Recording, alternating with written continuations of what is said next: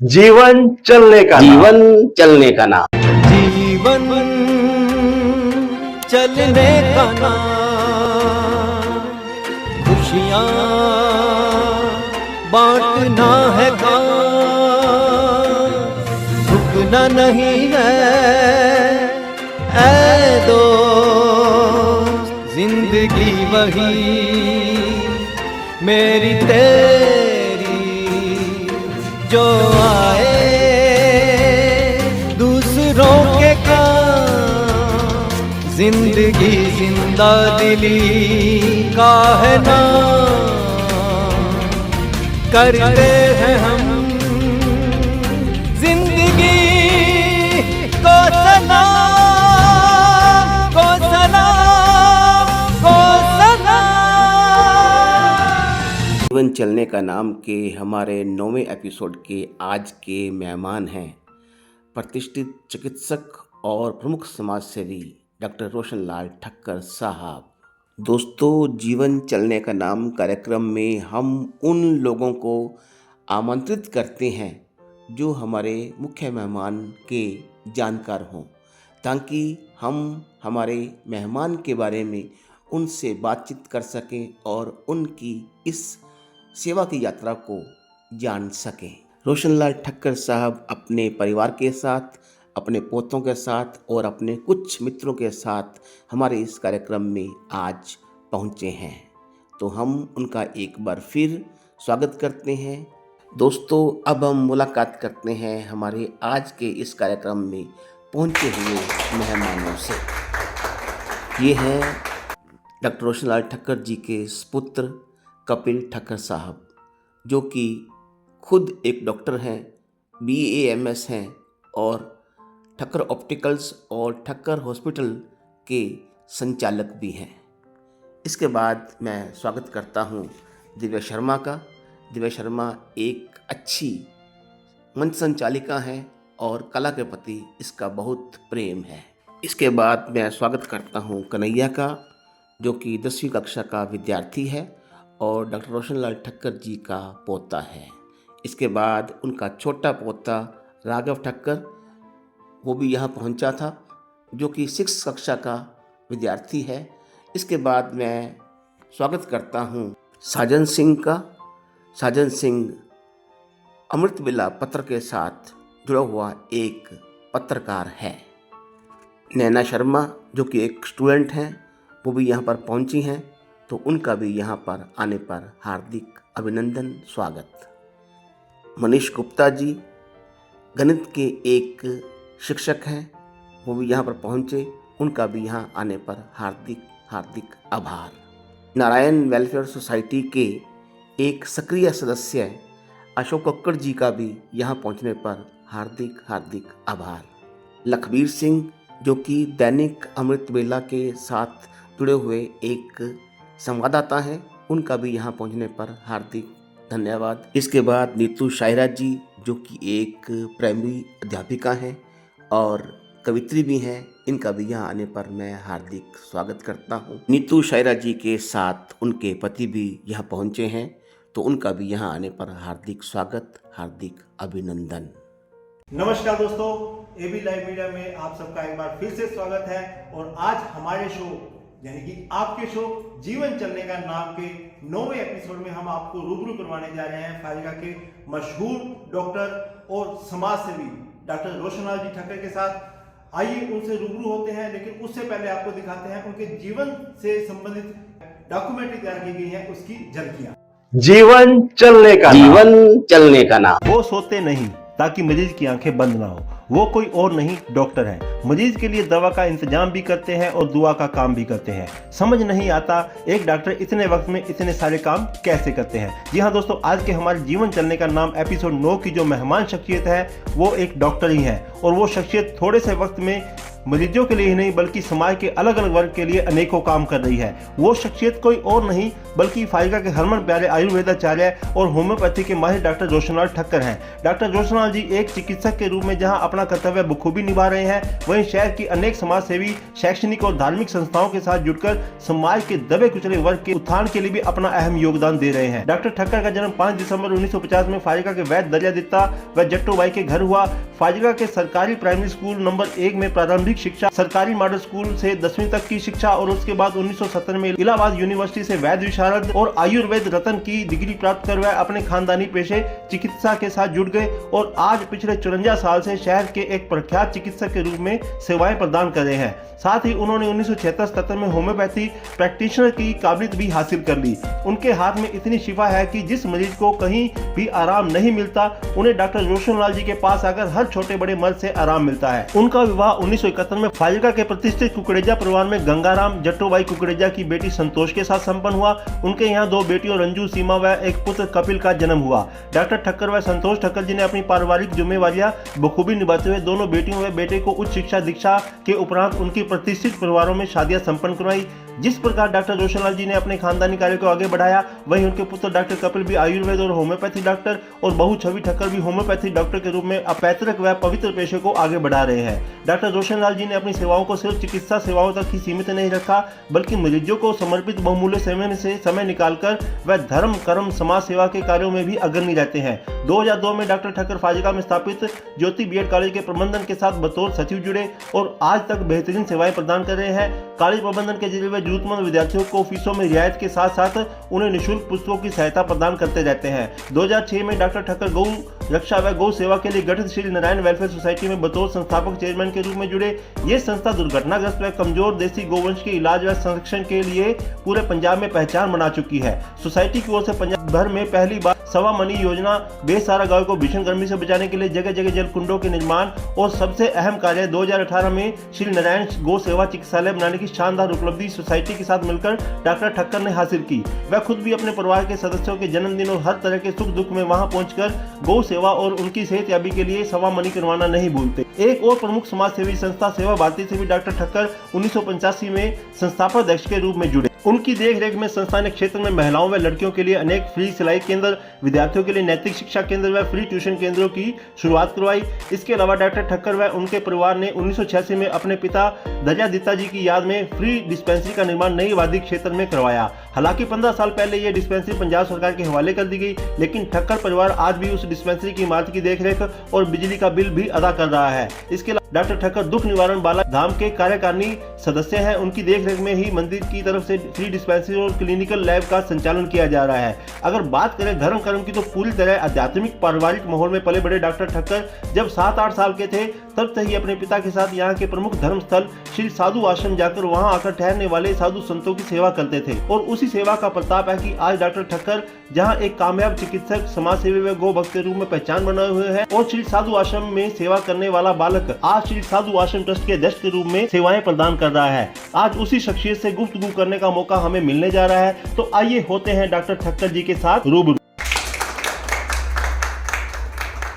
और आज जिस शख्सियत से हम आपको रूबरू करवाने जा रहे हैं वो डॉक्टर रोशनलाल ठक्कर, जिनके बारे में अभी डॉक्यूमेंट्री के जरिए हमने आपको थोड़ी सी जानकारी दी है। उनके साथ बातचीत, विस्तृत बातचीत बाद में करेंगे, लेकिन आज उनके साथ यहाँ पहुँचे हैं उनके परिजन और परिचित जो भी शहरवासी हैं, उनके साथ हम बातचीत करेंगे और डॉक्टर साहब की शख्सियत के बारे में उनसे चर्चा करेंगे। डॉक्टर साहब नमस्कार। नमस्कार जी। डॉक्टर साहब आप यहाँ पर पहुँचे, आपका बहुत बहुत धन्यवाद और स्वागत।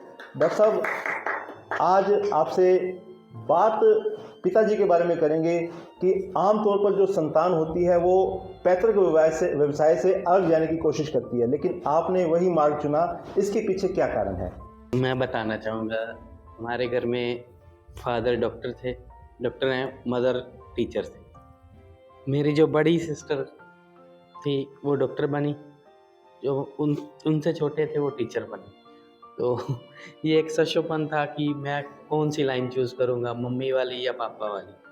तो मेरे को मेरे पिताजी वाली लाइन ज़्यादा बेटर लगी, क्योंकि वो एक उनका रेपुटेशन अलग टाइप का था समाज में।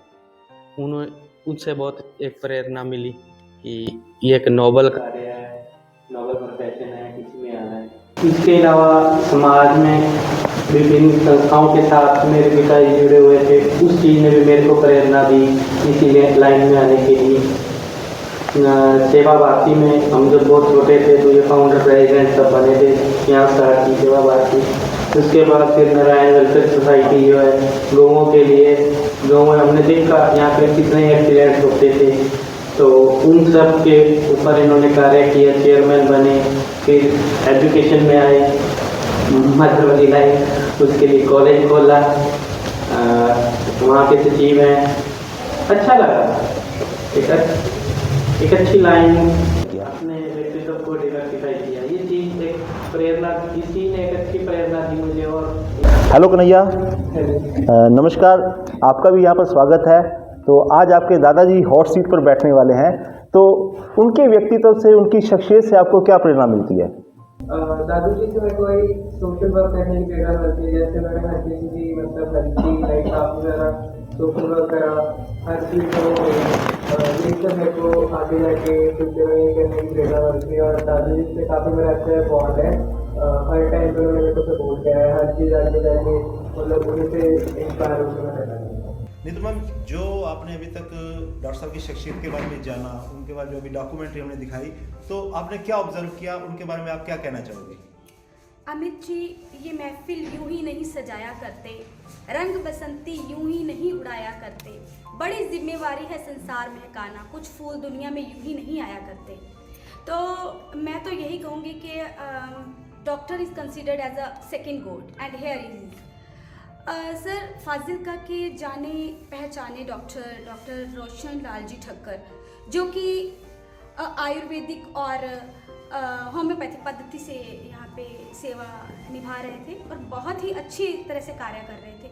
और सर एक तो नोबल कॉज डॉक्टर होना, और ही is associated with many other causes, noble causes also, जैसे कि सेवा भारती, नारायण सेवा समिति, गौ सेवा, तो कई तरह के नोबल कॉजेज, नोबल जो प्रोफेशन है या वेलफेयर जो कार्य हैं वो डॉक्टर सब कर रहे हैं।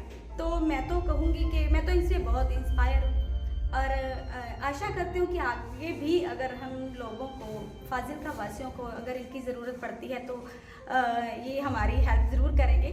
और ये आशा करती हूँ, लेकिन ये भी बात है कि मुझे पता है कि ये हम सब की हेल्प ज़रूर करेंगे। अशोक जी नमस्कार।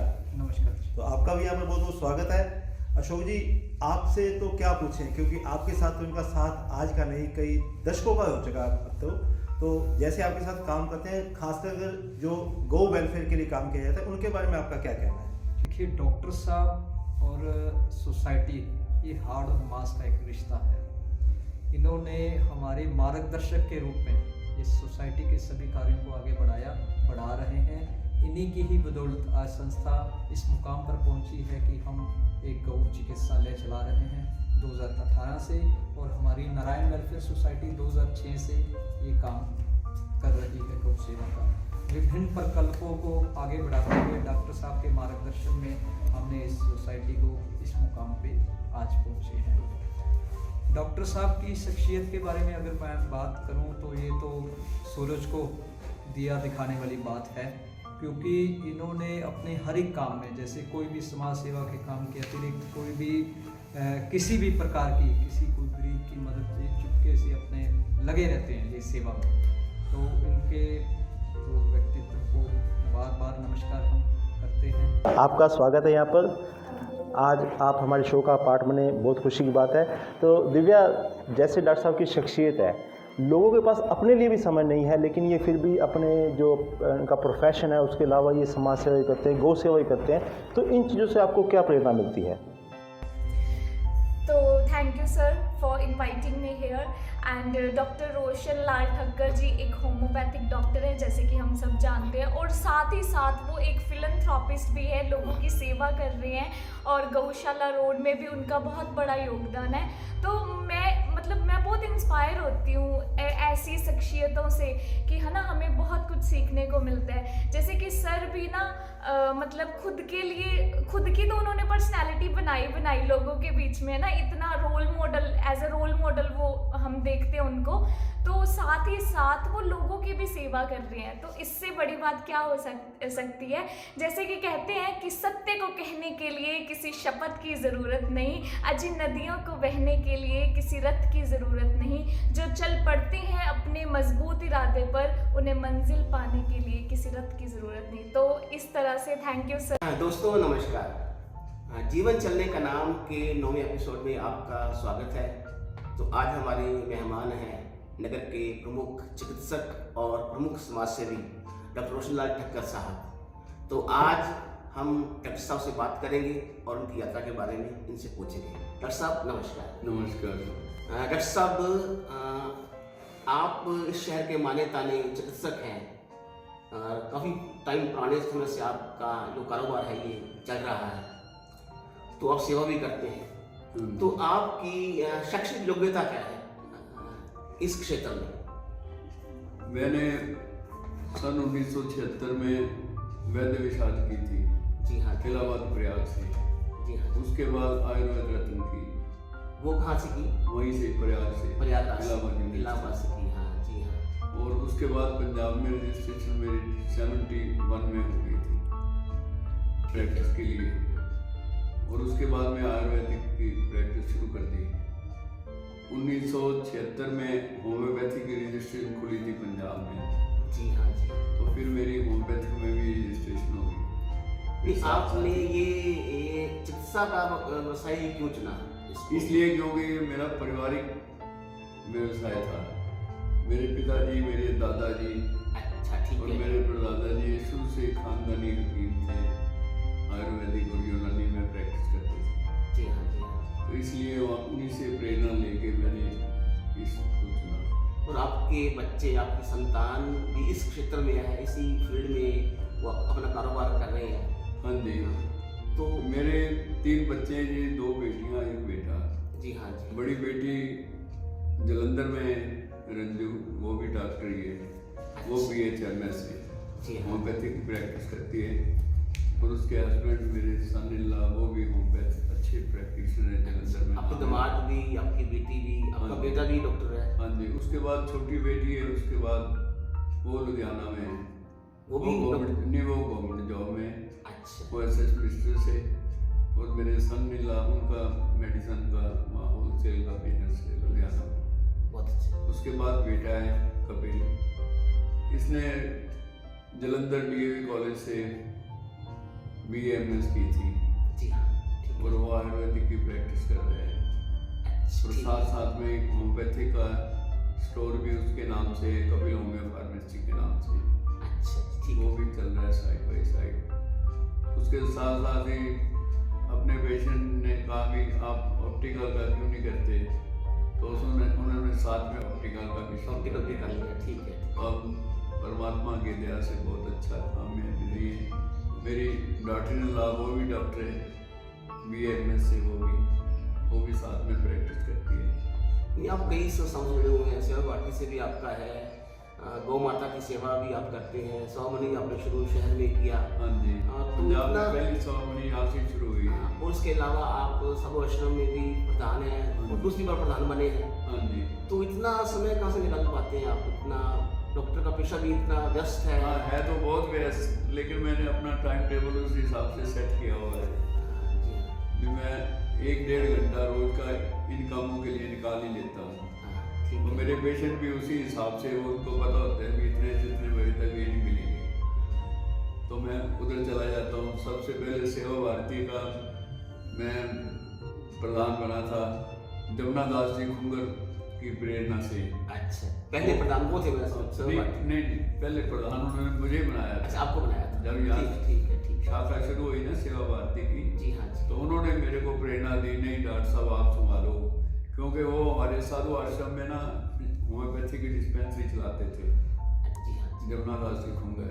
जी हाँ। तो फिर वो सेवा भारती का काम हमने उस वक्त 2-3 परिकल्प लिए। एक तो लाइब्रेरी बनाई थी, गोविंद राम लाइब्रेरी नाम से, डॉक्टर गोविंद राम, सेवा भारती की ओर से बनाई गई थी। हाँ जी। और एक हम गरीब बच्चों के लिए शिक्षा के लिए, कोचिंग के लिए हमने स्कूल 2-3 जगह चलाए थे शहर में, अलग अलग जगह पर। स्कूल कौन कौन? स्लम एरिया में।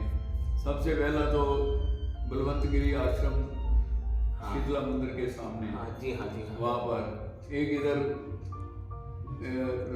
मल्ला गांधीनगर के पिछली तरफ जो लाइब्रेरी गोविंदराम लाइब्रेरी थी, हाँ जी, हाँ। वहाँ पर भी एक चलाया था शिक्षा केंद्र जी, हाँ। इसी तरह सिलाई केंद्र बनाए थे। वाल्मीकि मंदिर के बाहर वो चुंगी होती थी पुरानी, तो वहाँ पर एक सिलाई केंद्र भी शुरू किया था। 3-4 साल में रहा हूँ प्रधान। उसके बाद फिर उस वक्त तो हमारे पास अपना स्थान भी नहीं था, लेकिन अब तो चलो परमात्मा की दया से सेवा भारती के पास अपनी जगह बन गई, सब कुछ हो गया। बहुत अच्छा सा कार्य चल रहा है। लेकिन तो सावमनी जो है बड़ा अच्छा प्रकल्प है शहर वासियों के लिए। हाँ जी। और इसी की प्रेरणा लेकर बाकी शहर के लोग भी सावमनी देखो लोग तो गौग्रास भी भूल गए थे। गौग्रास का मतलब सबसे पहले घर में लोग ना निकालते थे ना, तो पहले गाय के लिए एक चपाती निकालते थे। हाँ। और उसके बाद कुत्ते के लिए निकालते थे। हाँ। फिर अपने घर के लिए खाना बनाते थे। जी, हाँ। तो वो भूल चुके थे लोग। हमारी नारायण वेलफेयर सोसाइटी ने उसके लिए प्रयास किया और शहर में रिक्शा चलाई भी। लोग गौग्रास लोग कहते थे गौग्रास से निकालने डाली कहाँ जाके, अब रोज गौशाला तो जाया नहीं जाता।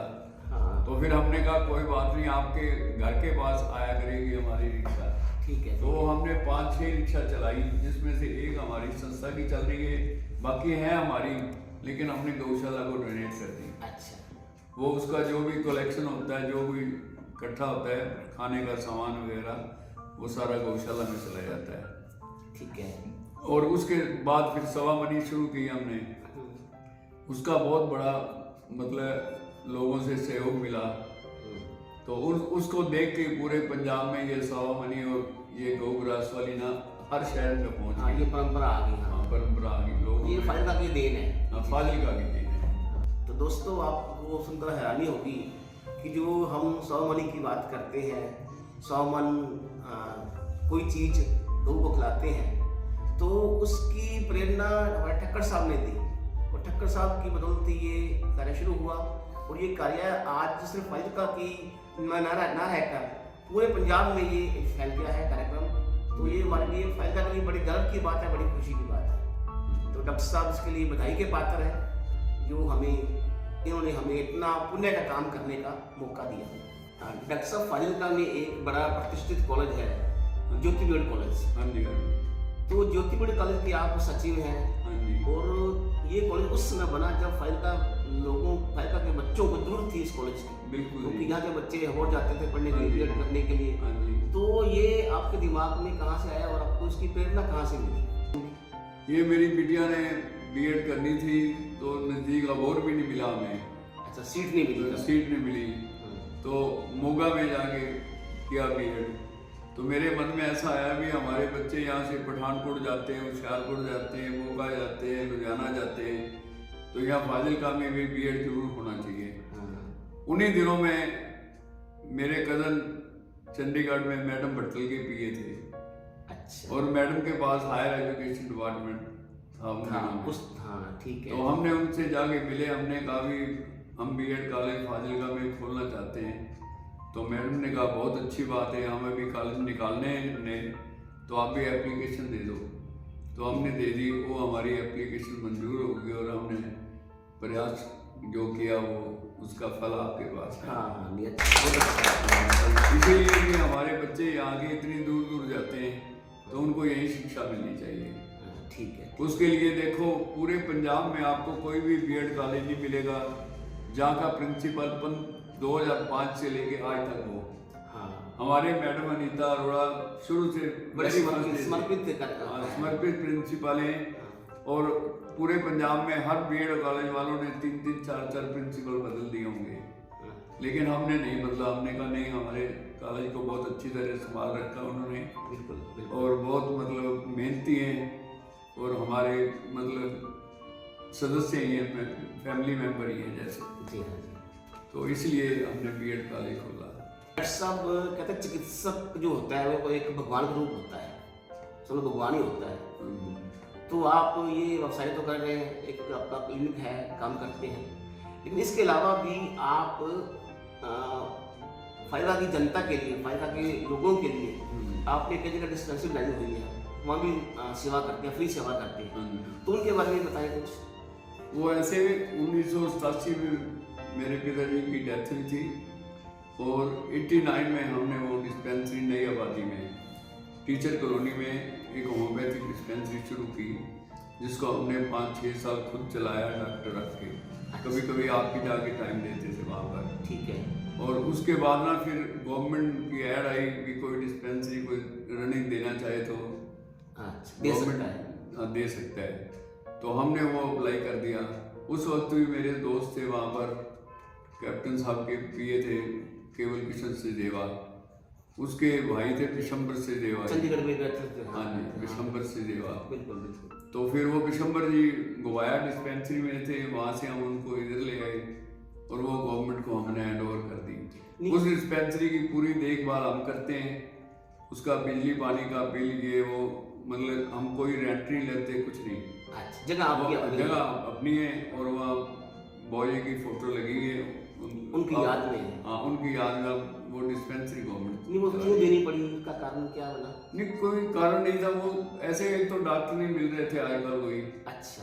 तो कभी कभी बंद हो जाती थी, कभी चलती थी, कभी बंद हो जाती थी, दिक्कत आ रही थी। भी आपका प्रवृत्ति भी चलती रही। हाँ, चलती रहे। तो इस कारण दिया। हाँ, इसी तरह फिर बालाजी धाम में हमने एक डिस्पेंसरी चलाई थी, वो भी नहीं रन कर सके क्योंकि आजकल समर्पित डॉक्टर नहीं मिलते। उतनी जो संस्थाएं होती है वो उतनी सैलरी पे नहीं कर सकते जितनी वो मांगते हैं लोग, और सेवा भाव वाले आदमी चले गए। जमुना दास जी कुंगर ने हमारे साधु आश्रम की डिस्पेंसरी चलाई 10-12 साल, बहुत अच्छे ढंग से चलाई, बहुत अच्छी चलती रही। आज वो भी बंद होगी इसी वजह से, मेरे को अच्छा डॉक्टर ना मिलने की वजह से। हाँ जी, वो बालाजी धाम में जो हमने डिस्पेंसरी चलाई थी वो तो पिछले 2-3 साल से बंद हो गई थी। उसकी जगह हमने देखा भी लैब के जो कितनी फीसें हैं उतनी आम गरीब आदमी अफोर्ड नहीं कर सकता, तो फिर वहाँ हमने चैरिटेबल लैब खुलवा दी। तो अब मतलब 50% से भी कम पैसे पर, चार्जेस पर हम वहाँ सेवाएं दे रहे हैं और लोग उसका लाभ उठा रहे हैं। डॉक्टर साहब, एक मैंने बड़ी आपके बारे में अच्छी बात सुनी है, आप काफ़ी पुराने समय से साधु आश्रम से जुड़े हुए हैं। तो साधु आश्रम के आप पहले भी प्रधान रहे हैं और अब भी इसके प्रधान हैं, तो साधु आश्रम से आपका जुड़ाव कैसे हुआ? देखो, साधु आश्रम तो आज से कम 30-40 साल पहले अपने पिताजी के साथ में जाता था। एक कब की बात है? ये बहुत पुरानी, आज से 30-35 साल पुरानी बात है। 1990 के बाद, 87 से पहले की बात है। ठीक है, ठीक है। तो वहाँ साधु लोग ठहरते थे, आगे उनकी सेवा के लिए जाते थे हम पिताजी के साथ। उसके बाद फिर नरेश जी की कथा शुरू हो गई वहाँ पर साधु आश्रम में। वो ऊपर लाइब्रेरी होती थी पुरानी, वहाँ पहले कथा होती थी, फिर बाद में नीचे बन गया तो वहाँ शुरू हो गई। तो नरेश जी के साथ जुड़ गए हम लोग, तो उन्होंने हमें ये अच्छे रास्ते पे डाला। बहुत से उनके श्रद्धालु हैं और जो आज भी उनकी कथा के लिए ललायत रहते हैं। बिल्कुल। और मैं 6 साल पहले भी साधु आश्रम का प्रधान रहा हूँ, तो हर साल भागवती एक कथा होती थी वहाँ, लेकिन वो 2-3 साल से छूट गई थी, कार्यकारिणी बदल गई थी। तो अभी मैं फिर दोबारा प्रधान नियुक्त हुआ हूँ, तो वहाँ पर हमने इस बार नरेश जी की कथा फिर इस बार करवानी हो चुकी है। 3 नवंबर से 10 नवंबर तक हुई थी। ठीक है। तो दोबारा शुरू कराई थी।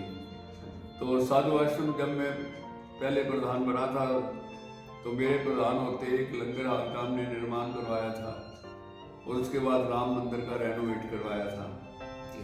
बाकी अब काम जो पेंडिंग रह गए हैं, परमात्मा की इच्छा से वो भी आहिस्ता पूरे करेंगे। नरेश जी का आपके जीवन में बहुत प्रभाव है। हाँ जी, बहुत। ये प्रभाव का कारण क्या है, क्यों प्रभाव है? कारण बस वो उनकी कथा सत्संग में ऐसी अच्छी बातें थी जो जीवन में आगे दिशा देती थी कि ये अच्छा रास्ता बता रहे हैं, इन पर चलना चाहिए। उनकी प्रेरणा से हम इस भगवान की तरफ लगे और उनकी प्रेरणा से देखो इतना तक हुआ भाई, ये कपिल के मम्मी मेरी धर्मपत्नी, हम ज़्यादातर वृंदावन में ही रहते हैं, वहाँ फ्लैट है हमारा।